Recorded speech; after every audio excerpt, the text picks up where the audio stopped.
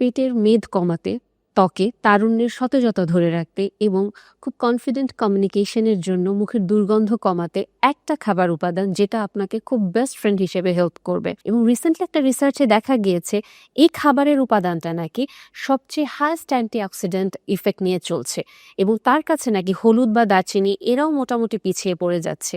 এবং এই খাবারের উপাদানটা একই সাথে দেখা যাচ্ছে যে ওর অ্যান্টি ইনফ্লামেটরি প্রপার্টিও আছে, যাতে সে আপনার ব্রেনকে একটু একটু করে সুথ করে ফেলে এবং এই অ্যান্টি ইনফ্লামেটরি প্রপার্টিটা ইনডিরেক্টলি রাত্রেবেলা ঘুমাতে তার মানে সাহায্য করছে, তার মানে ন্যাচারাল সেডেটিভ হিসেবেও ঘুমের জন্য একটা ভালো বুস্টার হিসেবেও কিন্তু ও আপনাকে হেল্প করছে। পাশাপাশি খাবারের উপাদানটা আপনার ডাইজেস্টিভ এনজাইমকে বুস্ট করে, আপনার ইমিউনিটিকে বুস্ট করে এবং আপনি যদি এই খাবারের উপাদানটা রাত্রেবেলা একটু খেয়ে তারপরে ঘুমিয়ে যান, সেই ঘুমের ভেতরেই কি কাজগুলো করছে, সে আপনার অ্যান্টি এইজিং প্রপার্টিটাকে সে বাড়িয়ে দিচ্ছে, কারণ অ্যান্টি অক্সিডেন্ট, এবং একই সাথে সে আস্তে আস্তে করে আমাদের যে হজমের সমস্যা হয়, আমাদের যে অ্যাসিডিটি হয় বা ব্লটিং হয়, এটাকেও সে কমিয়ে ফেলছে, আপনার মেদটাকে কমিয়ে ফেলছে। একই সাথে যে ব্যাকটেরিয়াগুলো মুখের দুর্গন্ধকে বাড়িয়ে ফেলে, সে ব্যাকটেরিয়াগুলোকে সে মেরে ফেলে।